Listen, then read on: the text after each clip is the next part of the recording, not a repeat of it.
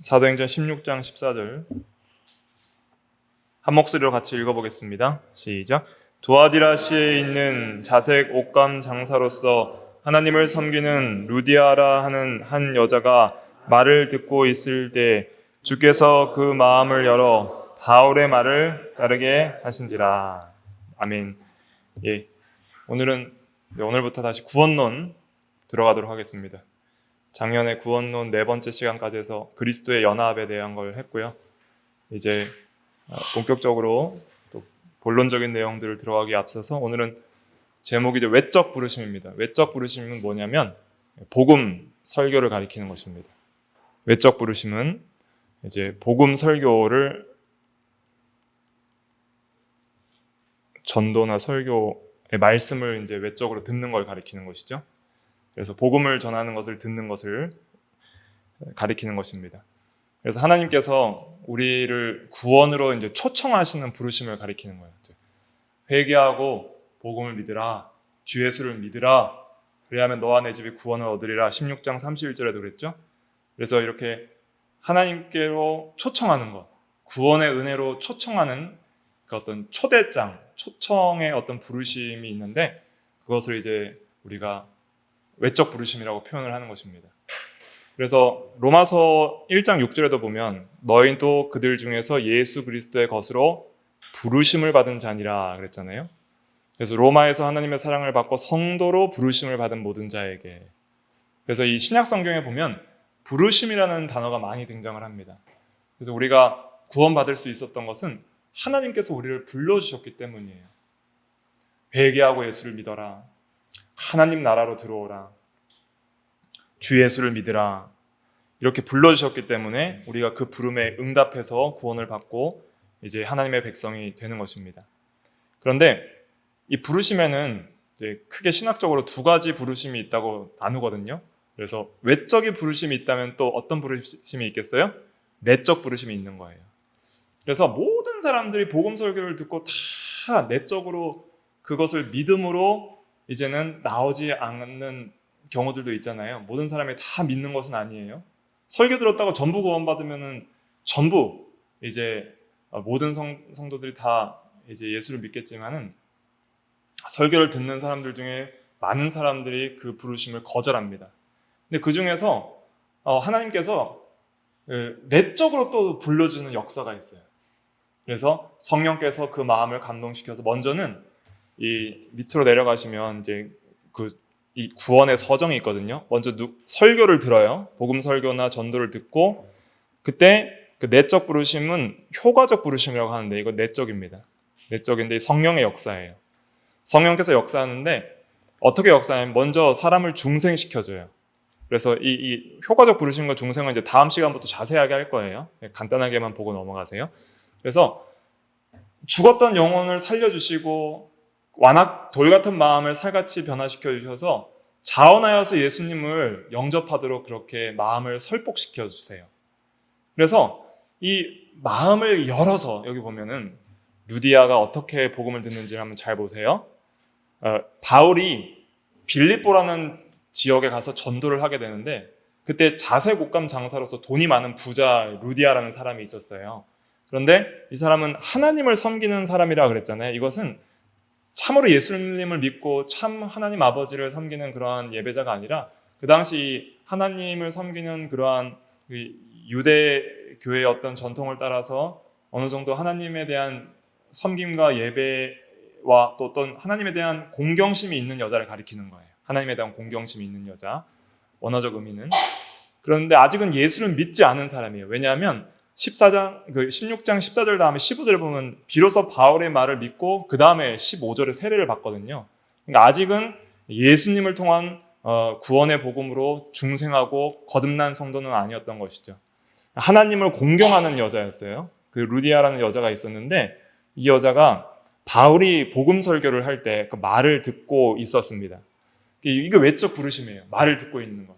그래서 하나님께서 외적으로 부르시는데 직접 하늘에서 하나님의 음성이 들리는 게 아니라 이런 성경과 복음 설교자들을 통해서 바울과 같은 설교자와 전도자를 통해서 하나님께서 인격적으로 그 구원으로 초대를 하시는 거예요. 모든 사람들에게, 만민에게. 그래서 루디아도 정말 우연히 듣는 거죠. 바울의 복음 설교를. 우연히 듣고 있을 때에 누가 마음을 열어주셨어요? 주께서 그 마음을 열어. 이게 중요한 것입니다. 주께서 그 마음을 열어. 그래서 영혼이 거듭나게 하시는 거예요. 중생시켜 주시고, 그 다음에 내적으로 성령께서, 주의 성령께서, 그리스도의 영께서 불러주시는 거예요. 예수를 믿으라. 회개하고 복음을 믿으라. 이것이 진리니라. 이런 내적인 감동을 주시는 것이죠.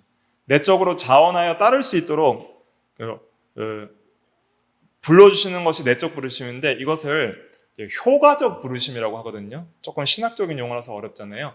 효과적이라는 것은 어떤 의미냐면 반드시 응답하게 부르신다, 이런 뜻이에요. 효과적이라는 것은 불렀는데 말을 안 들으면 부른 게 효과가 없겠죠. 근데 불렀는데 바로 응답하면 그 부른 그게 효과가 있는 거잖아요. 그래서 효과적 부르심이라는 것은 반드시 응답하도록 불러주시는 하나님의 주권적인 그 역사를 가리키는 거예요. 저항할 수 없는 은혜예요. 그래서 마음을 열어서 바울의 말을 따르게 하신지라 그랬습니다. 그 말씀을 그대로 영접하고 믿어서 순종하게 하는 거죠. 그래서 예수를 믿으라 명령이잖아요. 아멘 하고 믿습니다 하는 것이 믿고 순종하는 것이죠. 그래서 그 바울의 말을 믿고 순종하게 이렇게 하신 것입니다. 그래서 우리가 이 구원을 받는 이 구원론을 배우면서 이제 우리가 깊이 있게 생각하고 은혜 받아야 될 것은 무엇이냐면, 하나님의 복음이 우리에게 어떻게 적용이 돼서 내가 어떻게 구원을 받았는가를 이제 연구하는 거예요. 내 안에서 이제 구원이 어떻게 이루어지는가를 연구하는 것이거든요. 그래서 여러분들도 다 누군가를 통해서 복음을 들었잖아요. 그래서 복음을 들었는데 처음부터 어릴 때부터 자연스럽게 믿은 사람들도 있겠지만은 처음부터 그 복음은 복음이라고 생각하지 않고 하나님의 말씀을 따르지 않다가 어느 순간부터 하나님께서 그의 마음을 열어주시고 그 말을 따르게 하신 때가 있을 거예요. 그 내적으로 부르시는 것이죠. 그때 비로소 우리는 신앙을 고백하고 하나님을 예배하는 자리에 오고 하나님의 성도고 그리스도의 것으로서 이제는 하나님을 예배하는 예배자로 살아가게 되는 것이죠. 그래서 이 구원의 순서에 보면은 이제 이게 구원의 순서거든요. 한번 같이 읽어볼까요? 시작. 외적 부르심, 효과적 부르심, 중생, 회심, 믿음과 회개, 칭의, 양자, 성화, 견인, 영화. 이걸 이제 다 배울 겁니다. 그래서 이걸 다 배우면 우리 구원이 이렇게 이루어지는구나 하고 논리적으로 잘 이해할 수가 있습니다. 그래서 다음 시간에 이제 깊이 있게 배울 것은 이 중생과 효과적 부르심의 관계를 배울 거예요. 그래서 효과적 부르심이나 중생이나 거의 동의어로 쓰이기도 합니다. 내적으로 영혼이 살아나게 자, 질문을 드릴게요. 내가 믿어야 영혼이 살아납니까? 영혼이 살아야 믿습니까? 영혼이 살아나야 믿는 거예요. 보면 믿음이 뒤에 있잖아요. 믿고 바울의 말을 따르게 하신지라 할 때에는 이 회심을 한 거예요. 루디아가. 그러니까 이 회심 때 이제 바울의 말을 따르게 된 건데, 그 전에 이미 중생과 효과적 부르심의 어떤 은혜를 받은 거예요. 주께서 그 마음을 열어 할 때는 효과적 부르심과 중생을 말하는 거예요. 잘 보세요. 바울의 말을 들을 때 하는 뭐예요? 외적 부르심. 바울의 말을 들을 때, 여기 보면 한 여자가 말을 듣고 있을 때의 외적 부르심, 주께서 그 마음을 열어 내적 부르심 혹은 효과적 부르심과 중생, 여기 중생의 역사와 효과적 부르심이 있어요. 자, 이 마음을 열 때는 이 루디아가 한 거예요? 아니면 하나님이 온전히 하신 거예요? 하나님이 온전히 하신 거예요. 하나님이 온전히 열어주신 거예요. 그때 비로소 루디아가 한 건 뭐예요? 바울의 말을 믿고 회개하게 된 것이죠. 따르게 된 것이죠. 회심은 이제 여기서 바울의 말을 따르게 하신지라 할 때 회심이 나오고, 그때 마음을 열어 하는 거 보니까 여기가 효과적 부르심과 내적 부르심이 있는 거예요. 그래서 복음 설교가 외적 부르심인데 이 설교를 통해서 모든 사람들이 다 중생하는 것은 아니다. 그런데 모든 중생하는 사람이 회심의 은혜와 믿음과 회개의 신앙 고백으로 나아가는 데까지는 반드시 하나님의 이 효과적 부르심과 중생 은혜가 선행된다. 그래서 예수를 믿게 되는 것은 내가 복음 설교를 듣고 뭐 이런 거 없이 바로 이렇게 믿는 거 다이렉트로 믿게 되는 게 아니라, 그 복음 설교가 선포되고 나서 회심이 있기 전에 반드시 뭐가 있다는 거예요? 효과적 부르심인 내적 부르심, 중생이 있다는 것이죠. 사실은 이제 다음 시간에 배우겠지만 중생이 가장 좁은 의미로서는 선행됩니다. 먼저는 그 영혼을 중생시키는 것부터 효과적 부르심에 포함이 돼요. 그래서 이 효과적 부르심과 중생을 이제 세트로 같이 묶으셔서 생각을 하셔야 됩니다. 그래서 효과적 부르심이라는 것은 먼저 우리 영혼을 주님께서 살려주신 영혼에게 주님이 불러주시는 거예요. 믿으라. 그럴 때에 그 부름에 따라서 효과적으로 응답하는 것까지가 효과적 부르심이에요.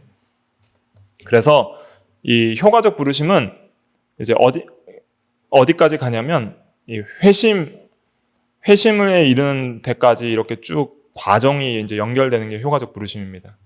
이 효과적 부르심을 받은 사람은 반드시 그 응답에 반응하기 때문에 바울의 말을 따르게 하심지라 한 것처럼 효과적 부르심은 이 전 중생을 포함한 회심에 이르기까지의 전 과정을 가리키는 거예요. 이제 그래서 예수를 믿게 되는 그 내적인 그 부르심에 응답하는 모든 그 과정들을 효과적 부르심이라고 할 수가 있겠습니다. 조금 이해가 안 되셔도 다음 시간에 더 자세히 할 거예요, 이거는. 그래서 그때 이제 도표를 가지고 자세하게 할 테니까 좀 이제 잘 기억 못 하셔도 괜찮습니다. 오늘은 외적 부르심만 하고 마칠 겁니다. 외적 부르심만 하고 마칠게요.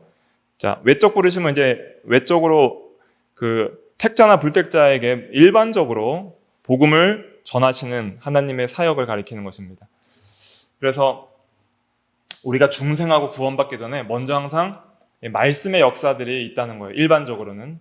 그래서 에스겔 30, 이거 오늘 나눠드린 프린트는 조금 내용이 좀 난해하게 되어 있어요. 제가 이 루이스 벌코프라는 조직신학자의 조직신학 책을 그대로 그냥 타이핑해서 온 것이라서 벌코프 조직신학이거든요. 그래서 이제 이 정도는 알아두시면 좋은데 우리 개혁파의 교과서적으로 쓰이는 조직신학 책입니다. 그래서 벌코프 조직신학 책인데 제가 그냥 쉽게 설명만 드릴게요. 에스겔 37장에 보면은 그 마른 뼈들을 살리시는 하나님의 사역이 나오거든요. 그래서 하나님께서 마른 뼈들에 대해서 명령을 하세요. 뭐라고 말씀하시냐면 너희 마른 뼈들아 여호와의 말씀을 들을지어다. 근데 뼈가 말씀을 들을 수 있어요, 없어요?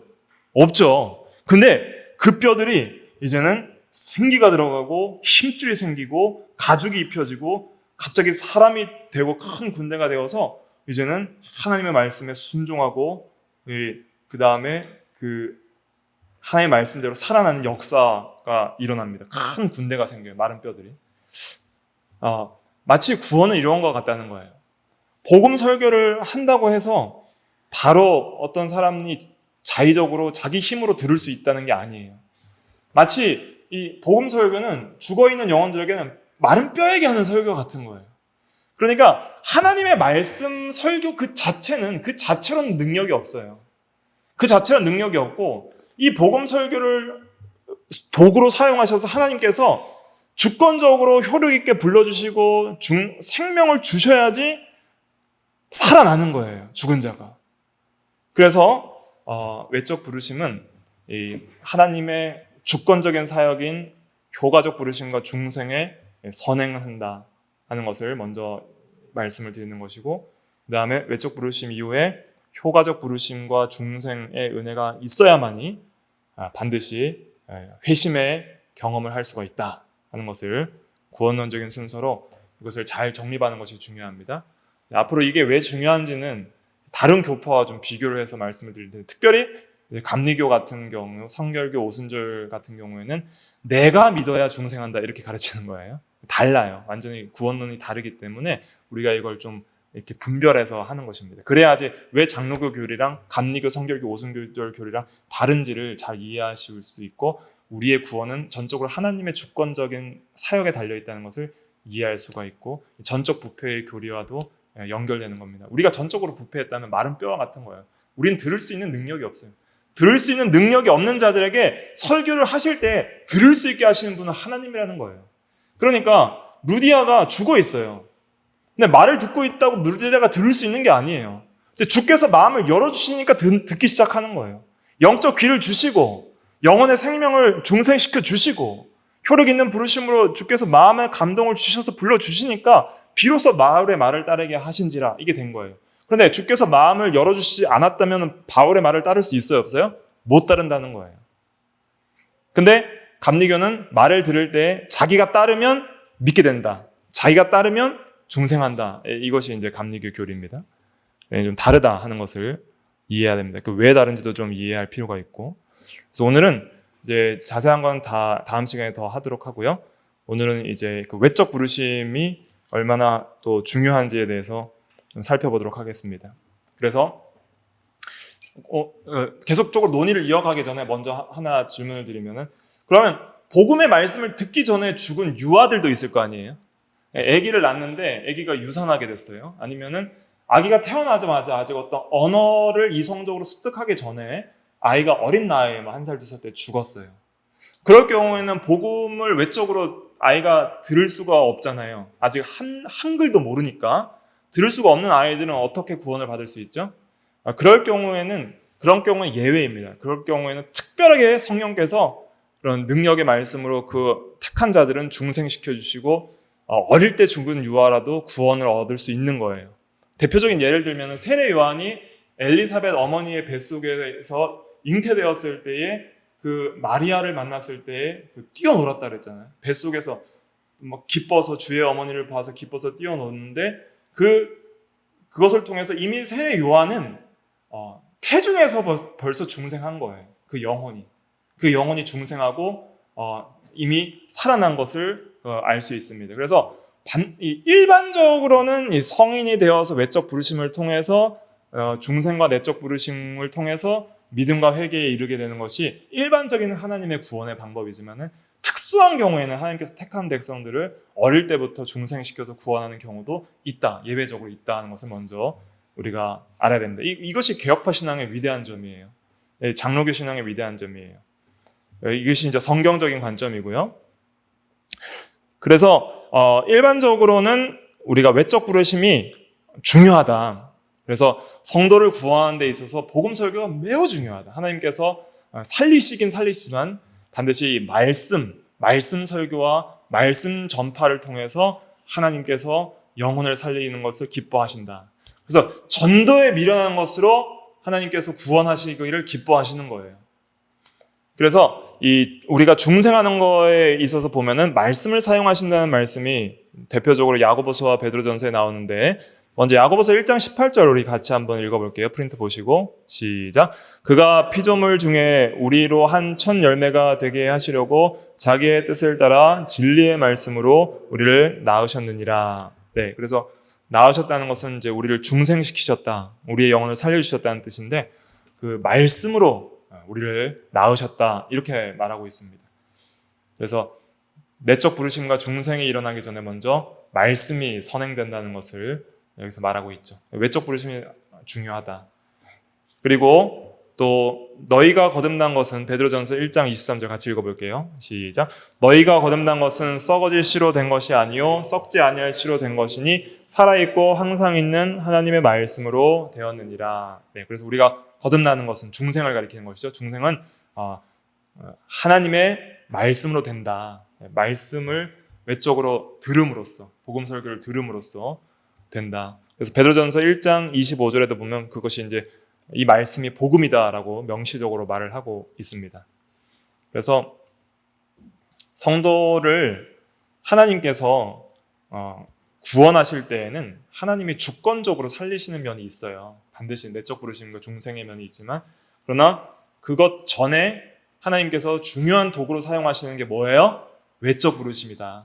하나님의 말씀 선포다. 그래서 이것이 참으로 또 간과해서는 안 되는 중요한 부분이다 하는 것을 알아야 됩니다. 그런데 근데 중요한 건 뭐냐면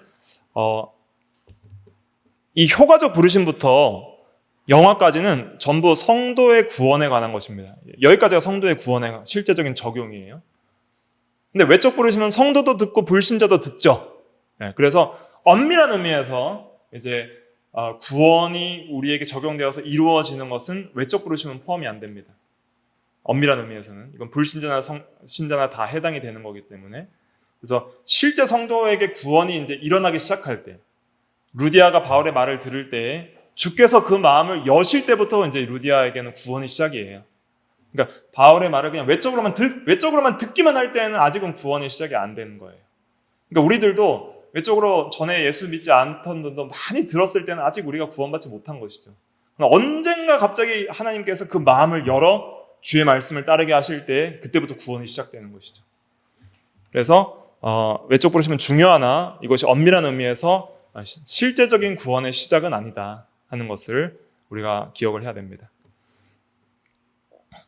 하지만 이제 외적 부르심과 이 효과적 부르심은 본질적으로 하나의 부르심이다 하는 것을 우리가 기억을 해야 돼요. 그래서 하나님께서 내적으로 부르실 때도 외적인 부르심인 복음 설교를 사용하셔서 부르시기 때문에 연결은 된다. 그래서 듣든지 아니 듣든지 설교를 많이 듣고 복음을 많이 전하는 게 중요해요. 언젠가는 하나님이 부르실 때가 되면 전에 들었던 거 사용해서 불러주시니까. 그러니까 아직 예수를 안 믿고 아직 구원의 어떤 열매가 없는 가족들이나 친구들이 있어도 기회가 있을 때마다 이렇게 권면하고 하면은 언젠가는 그 외적 부르심을 사용하셔서 하나님께서 택한 백성이라면 때가 되면 내적으로 불러주신다 하는 것을 기억을 해야 되겠습니다. 그런데 이 외적 부르심은 실제적으로 구원을 효과적으로 적용을 취급한다는 가정에서 출발한다면은 이제 엄격히 말해서 제가 말씀드렸죠. 구원의 순서의 한 단계라고는 말할 수 없다는 것을 알 수 있다. 그래서 엄밀하게는 외적 부르심은 실제적인 구원의 순서에 해당하지는 않는다. 하지만 예비적인 의미가 있다 하는 것입니다.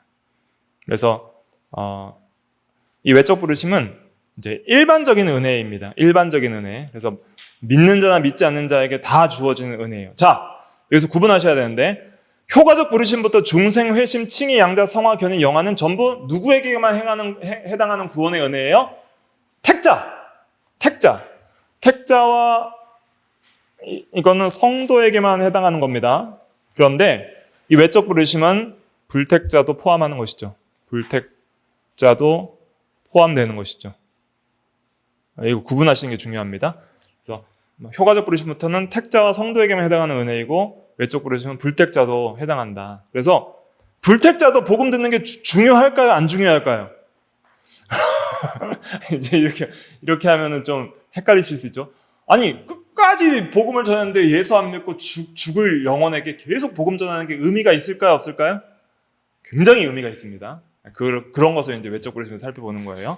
자, 여기 3번 한번 제가 읽어볼게요. 3번 외적 부르심의 일반적 성격 읽어보면은 같이 한번 읽어볼까요? 시작. 구원의 순서 안에 성령의 다른 모든 사역이 선택된 자에게만 한정되지만 복음에 의한 외적 부르심은 보다 광범위한 관계를 지니고 있다. 복음이 설교되는 어느 곳에든 부르심은 선택받은 자나 유기된 자 모두에게 임한다. 이는 선택된 자들을 신앙과 회개로 인도할 뿐 아니라 죄인 일반에게 하나님의 사랑을 계시하는 목적을 성취한다. 이로 인해 하나님께서는 모든 이성적 피조물의 순종을 요구하시고 죄의 발현을 억제하시며 시민적의 외면적 도덕성, 심지어 종교적인 행사까지도 장려한다. 자, 여기 보세요. 자, 외적 부르심이 택자와 불택자는 우리가 알 수가 없죠. 우리가 누군지 알 수 없기 때문에 그냥 모든 사람에게 다 전해야 될 의무가 우리에겐 있어요.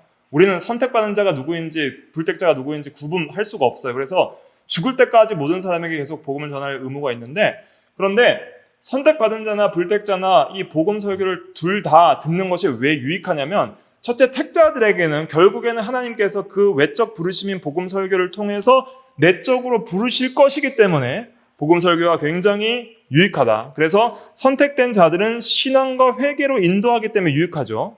그 다음에 불택자에게도, 죄인 일반에게도 하나님의 사랑을 계시하는 목적을 성취하기 때문에 하나님께 영광이 되는 거예요.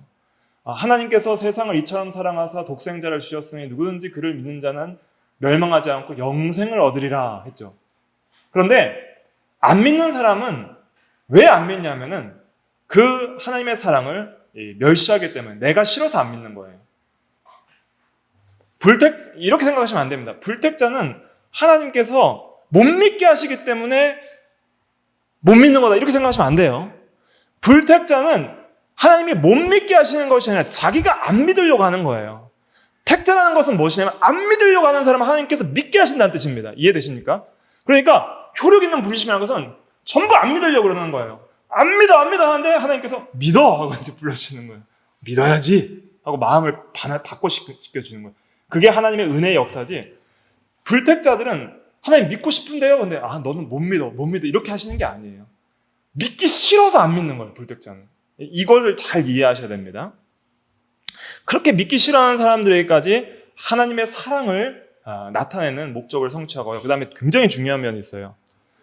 이 교회가 하나님의 복음과 율법을 잘 전달하면 그 시민 사회가 변화되게 돼 있습니다. 그래서 죄의 발현을 억제합니다. 자, 우리가 초등부 아이들 이렇게 많이 전도해서 이 아이들 데리고 와서 이렇게 교육을 시키다 보면은 결국에는 교회를 떠나는 애들이 되게 많거든요.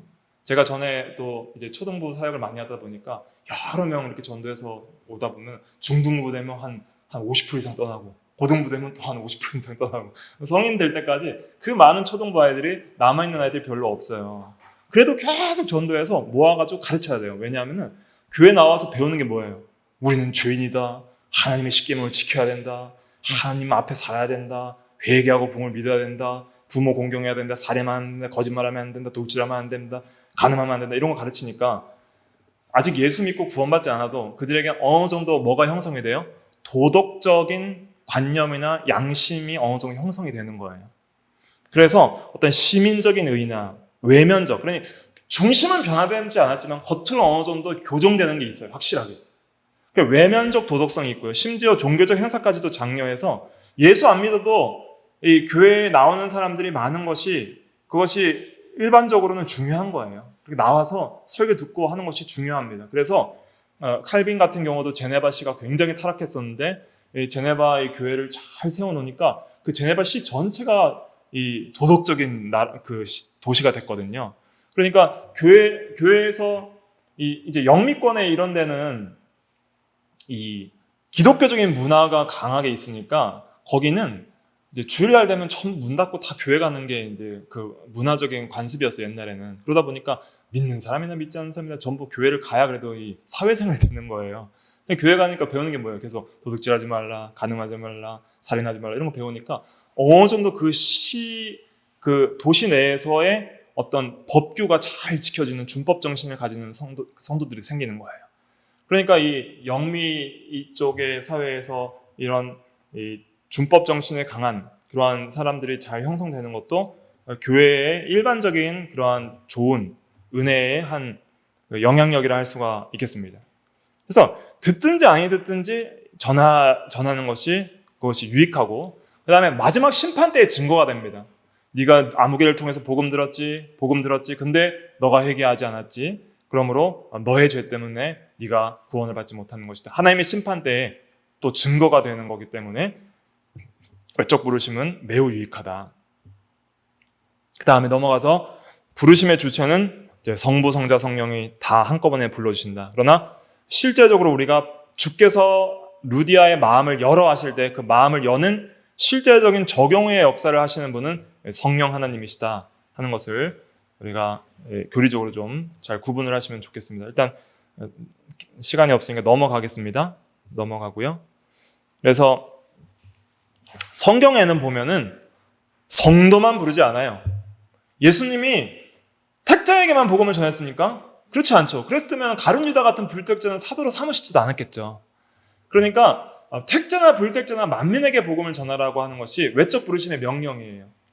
복음 전도는 듣든지 안 듣든지 그들이 끝까지 구원을 받지 못하더라도 전하는 것이 하나님의 뜻이에요. 거기에는 선한 뜻이 있어요. 다. 그러니까 여러분들이 전도 많이 했는데 한 명도 구원받은 열매가 없어 보여 해도 낙심하지 마세요. 자체로 그 의미가 있는 것입니다. 마가복음 16장 15절 16절 같이 읽어볼게요. 시작. 또 이르시되 너희는 온 천하에 다니며 만민에게 복음을 전하라. 믿고 세례를 받는 사람은 구원을 얻을 것이요 믿지 않는 사람은 정죄를 받으리라. 복음을 전하라. 이게 외적 부르심이죠. 외적 부르심을 이제 사람들을 통해서 불러주시는 거예요. 하나님이 부르시는 것입니다. 성부, 성자, 성령이 부르시는데 사람이라는 인격적인 복음 설교자를 통해서 불러주시는 거예요. 하나님이 인격적이시기 때문에 인격적 방식으로 부르는 것이죠. 그때 믿는 자는 구원을 받고 믿지 않는 자는 정죄를 받으리라 그랬습니다. 또 마태복음에 보면은 청함을 22장 2절부터 14절 혼인잔치 비유에서 청함을 받는 자는 많되 택함을 입은 자는 적으니라. 외적 부르심은 많이 받지만 그 부르심에 내적 부르심으로 응답해서 오는 자는 적다는 거예요. 그래서 외적 부르심의 정의는 이렇습니다. 한번 파란색 글씨 3페이지 맨 위에 읽어볼게요. 시작. 외적 부르심은 죄인에게 죄의 용서와 영원한 생명을 얻기 위하여 그리스도를 신앙으로 받아들일 것을 간절하게 권면하며 그리스도 안에 있는 구원을 제시하고 제공하는 것이다. 네. 제공하는 거예요. 그리고 그리스도의 구원으로 초대하는 거예요. 초대장과 같은 것이죠. 혼인잔치 초대장 같이 비유해서. 그래서 이제 외적 부르심의 구성 요소가 굉장히 중요한데 이제 외적 부르심을 어떻게 해야 되냐? 먼저 복음에 대한 사실을 잘 설명을 해줘야 됩니다. 복음이 뭔지를. 그래서 우리가 로마서 할 때도 복음에 대해서 계속 다루고 있잖아요. 복음의 의미가 뭔지, 기쁜 소식인데 기쁜 소식의 정체가 뭔지, 그건 예수 그리스도인데 예수 그리스도가 누구신지, 참 하나님과 참 사람이신데 하나님이 낮아지셔서 사람 되셔서 오셨는데 우리를 대신하여 죽으시고 사신 분이고 지금도 살아계신 분이다. 이런 것이 복음이거든요. 단순하게 그냥 예수님이다. 예수님 십자가에 죽으셨다. 믿으면 산다. 이 정도로 그치면 안 되고 복음에 대한 성경 전체의 진리의 지식을 따라서 아주 체계적으로 이해하고 그리고 그것을 경험하면서 전하는 게 굉장히 중요합니다. 나도 기뻐하지 않는 복음을 다른 사람에게 기쁜 소식으로 전할 수 있겠어요? 없죠. 그러니까 자기가 먼저 그걸 기뻐하면서 삼위일체 하나님의 복음에 대한 것을 전하는 것이 중요하고요. 그 다음에 회개와 신앙 안에서 그리스도를 영접하라고 초청을 해야 됩니다. 그래서 이 마가복음 1장 15절은 예수님이 이렇게 전도하셨죠? 한번 같이 읽어볼까요? 시작. 이르시되 때가 찼고 하나님의 나라가 가까이 왔으니 회개하고 복음을 믿으라. 예. 그래서 초청을 하는 것이죠. 회개하고 복음을 믿어라. 간절한 초청이죠. 그렇지 않으면 사망밖에 없기 때문에 그리스도를 영접해야 산다는 그러한 초청을 합니다. 그 다음에 그 초청에 응답하는 자에게 주시는 약속이 뭔지, 복음이 뭐고, 복음을 믿고 회개하라는 초청을 하고 그 초청에 응답받는 자에게 주시는 구원의 약속이 뭔지를 이제 말하는 것이죠. 용서와 구원의 약속 말하는 것이죠. 그래서 이 용서와 구원의 약속에 있어서 우리가 이제 기억해야 될 것은 이 프린트는 좀 무시하고 제가 설명을 드리면 우리가 구원을 받았다 할 때 구원을 받았다는 것은 어떤 것을 말하냐면 첫째 죄사함이 있고요. 죄사함과 칭의, 의롭다 하심이죠. 칭의. 그 다음에 그 영생, 영원히 죽지 않는 하나님과의 생명적 관계를 가리키고 그 다음에 양자, 하나님의 자녀가 되는 것이죠. 양자가 되고요. 그 다음에 천국 기업을 상속받죠. 천국. 그래서 우리는 천국을 상속받고 죄사함, 죄만 사해지는 게 아니라 넌 의롭다, 의인이다, 의롭다 하심, 적극적인 면이죠. 죄사함은 소극적 면, 죄를 이제 제거하시는 면. 그다음에 적극적인 면은 나를 완전히 의롭다 해주시는 칭이면. 그다음에 영원한 생명, 또 하나님의 자녀, 영생에 또 이제 부활의 소망도 있죠. 부활의 소망도 있고요. 천국을 기업으로 삼는 이 모든 이런 구원의 약속들도 우리가 외적 부르심에 있어서 잘 전달해야 됩니다. 그래서 설교자가 하는 건 그거예요. 복음을 설명하고 복음으로 초대하고 복음으로 인한 우리가 받는 구원의 약속이 무엇인지를 잘 설명해서 그 하나님께서 주신 놀라운 은혜에 나도 자원해서 참여하기를 원하는 마음이 들도록 그렇게 계속적으로 진실하게 부르는 것이죠. 들을 테면 듣고 말 테면 말을 하지. 그렇게 하면 안 되고 진실하게 이것에 너무 감사해서 감격해서 제발 이 은혜에 함께 참여하기를 원하는 마음으로 그렇게 부르는 것이 중요합니다. 조금 넘어가서 보면 외적 부르심의 특징 두 번째 볼게요. 다른 건 좀 설명드렸으니까 두 번째 볼게요. 자, 방금 제가 진실한 부르심으로 불러야 된다 그랬잖아요. 간절히 구원받기를 원하면서 4페이지 맨 위에 좀 이렇게 생각하실 수가 있어요. 어차피 안 믿을 사람인데 진실한 부르심의 의미가 있나? 이렇게 생각할 수 있잖아요. 하나님께서 어차피 택자와 불택자를 정해놓으셨는데 우리는 모르긴 하지만은 그러나 그 모든 사람에게 부르시는 게 의미가 있나? 이렇게 생각할 수 있는데 이 작정적 의지와 교훈적 의지를 구분해야 됩니다. 하나님이 모든 사람이 구원을 받기를 원할까요? 멸망하기를 원할까요? 하나님께서는 모든 사람들이 다 구원에 이르시기를 원해요. 그거는 하나님의 이 그런 교훈적 의지라고 할 수 있어요. 자, 하나님께서 살인하지 말라 그랬어요. 그러면 모든 사람들이 살인을 안 했으면 좋을까요? 그럼 불택자는 살인했으면 좋겠다 생각하실까요? 모든 사람이 살인 안 하기를 원하시는 게 하나님 뜻이에요. 주 예수를 믿으라 할 때에는 모든 사람이 믿기를 원하실까요? 아니면 누구는 제발 안 믿었으면 좋겠다 하실까요?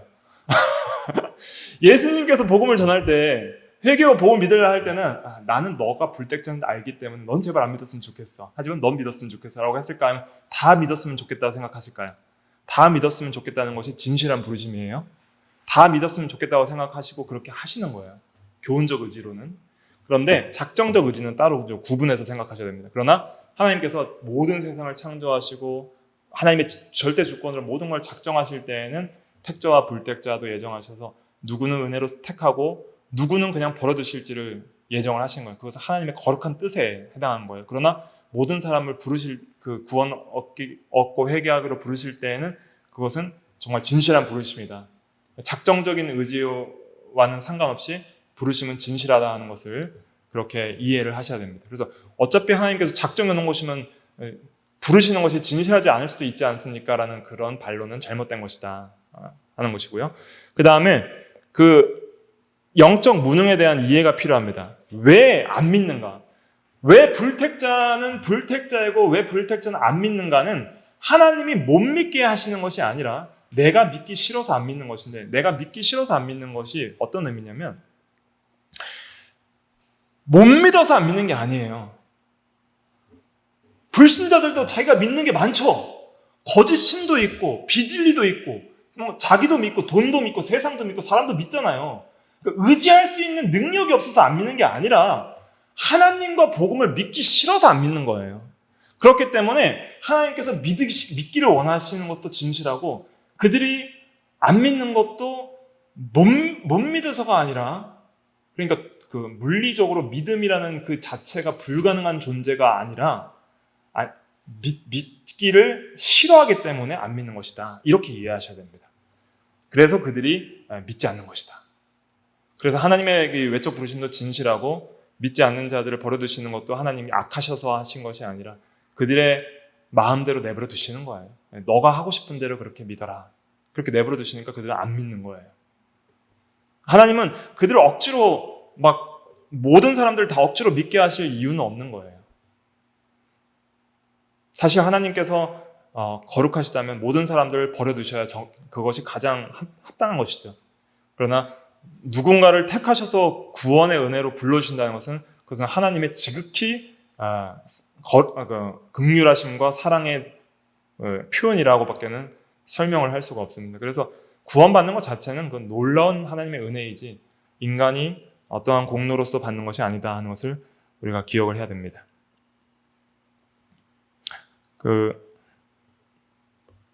그래서 이 외적 부르심은 이제 그 중요성은 이제 좀 집에 가서 좀 읽어보시고, 외적 부르심은 이제 왜 중요하냐면 이렇게 죄인을 회심으로 인도하는 하나님의 제정된 방법이기 때문에 중요하고요.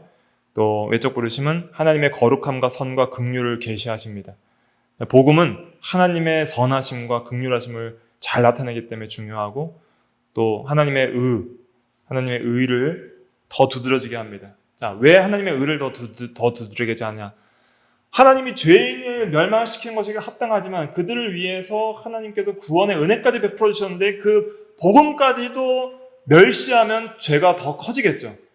은혜를 주셨는데 더 멸시하면 죄가 커지니까 거기에 대해서 하나님의 심판이 더 커지고, 죄인을 이렇게까지 오래 참으셨는데 그걸 경멸한다면은 그들에 대한 하나님의 정죄는 정말 마땅하다 하는, 정말 당연하다 하는 것을 더 드러나게 되는 것이죠. 죄인이 심판받는 것이 너무 당연하다는 것이 율법뿐만 아니라 복음을 통해서 더 극명하게 드러나게 되는 것입니다. 그래서 우리가 전도할 때 좀 주의해야 될 것이 있는데 뭐냐면은, 예수님이 당신을 위해 죽으셨습니다 이렇게 하는 것은 정확한 표현은 아니에요. 왜냐하면 누가 택자인지 누가 불택자인지 모르는데 가룟 유다 보고 우리가 가룟 유다 예수님이 당신을 위해 죽으셨습니다. 근데 사실 그건 옳지 않죠. 예수님이 가룟 유다를 위해 죽지 않았으니까. 우리가 택자가 불택자가 누군지 알았을 때 이제 이것이 분별이 되지만은 일반적인 전도 상황일 땐 택자와 불택자를 모르기 때문에 예수님은 당신을 위해 죽으셨습니다. 하나님은 당신을 사랑하십니다. 사형리 전도 있잖아요. 주님이 당신을 위해 죽으셨습니다. 이것은 다 좀 잘못된 표현입니다.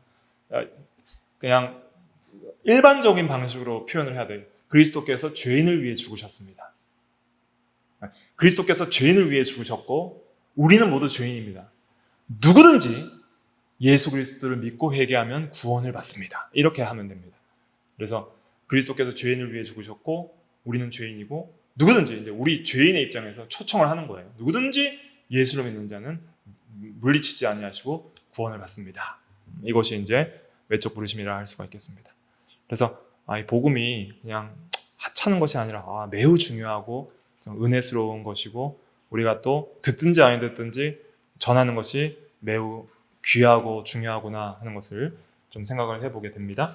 다음 시간부터 이제 본격적으로 구원의 적용, 내적 부르심과 중생부터 자세하게 살펴보도록 하겠습니다. 기도하겠습니다.